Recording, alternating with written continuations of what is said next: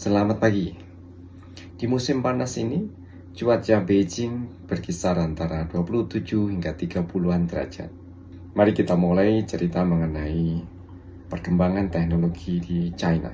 Kita tahu bahwa China dalam 4 dekade terakhir ini mengalami kemajuan perkembangan teknologi yang luar biasa. Dimulai dari tahun 78, ketika implementasi strategi Open Door Policy membuka modal asing untuk masuk ke China di zona-zona ekonomi khusus.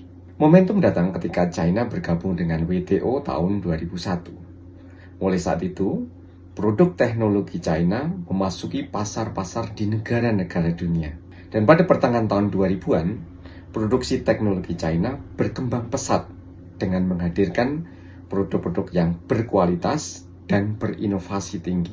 Pada akhirnya, dunia mengakui produk China bisa bersaing atau bahkan untuk beberapa kategori produk mengalahkan kompetitor-kompetitor yang selama ini ada seperti dari Eropa, Jepang maupun Amerika.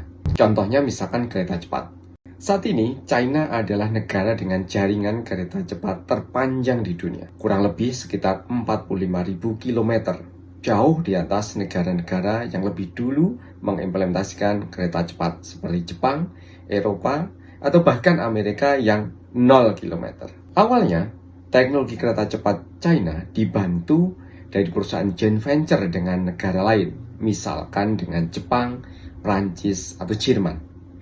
Tetapi dalam waktu cepat, manufaktur di China yang didominasi oleh perusahaan BUMN bisa memproduksi sendiri kereta cepat. Contoh lain adalah mobil listrik. China dalam sejarah industri mobil bensin maksudnya, tidak pernah masuk sebagai pemain besar. Tetapi di pertengahan tahun 2000, dengan memperkenalkan teknologi baru yaitu mobil listrik, China melompat menjadi pemain kelas dunia. Saat ini, mobil listrik ibarat showcase keunggulan teknologi China, baik dari teknologi baterai, pengembangan fitur, kecepatan produksi, hingga desain kendaraan. Bagi kita di Indonesia, ini tentu sesuatu yang menarik dan juga membuat penasaran. Bagaimana bisa negara yang sedikit lebih muda dari kita bisa meninggalkan kita jauh di belakang?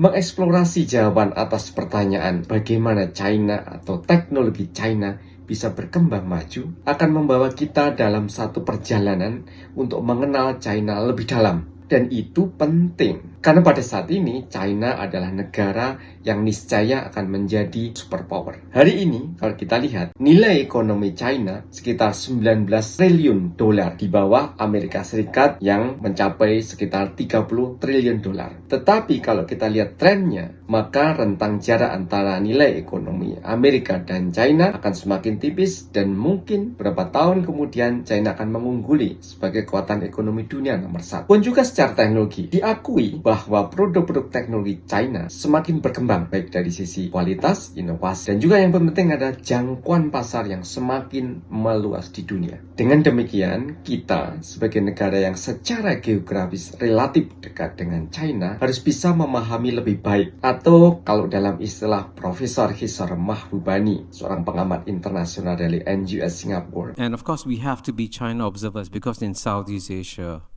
as you all know, geographically, the power that is going to have the greatest impact on us clearly is China.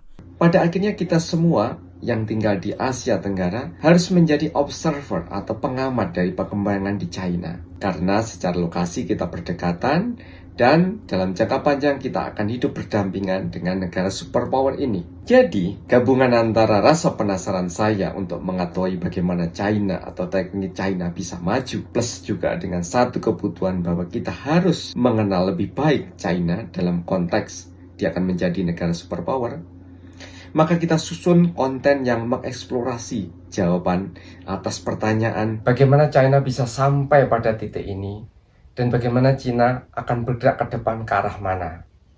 Jadi kita mulai perjalanan kita ini seperti menyusun sebuah puzzle, keping demi keping, untuk menjawab pertanyaan bagaimana China bisa maju. Setelah kita mendapatkan satu gambaran utuh dari puzzle, kita bisa melihat lebih komprehensif. Kita bisa mengambil pelajaran, tidak untuk mengcopy karena tidak pernah suatu kondisi itu sama persis kalau dikopi ke negara lain. Tetapi kita bisa mengambil pelajaran-pelajarannya.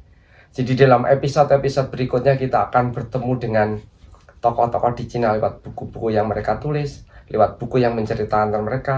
Kita bertemu dengan narasumber lewat paper yang mereka tulis. Kita akan undang narasumber untuk diskusi lewat Zoom, podcast, atau bertemu langsung. Dan juga kita berkunjung ke tempat-tempat yang bisa menceritakan untuk mencari jawaban bagaimana China bisa maju. Kita tidak tahu akan sampai di mana setelah kita menyusun semua puzzle atau kita sudah melakukan semua hal tadi. Tetapi yang pasti di dalam perjalanan kita mencari jawaban tadi, kita akan berkembang dan punya pengetahuan yang lebih baik setelahnya. Ini kelihatan menarik sekali.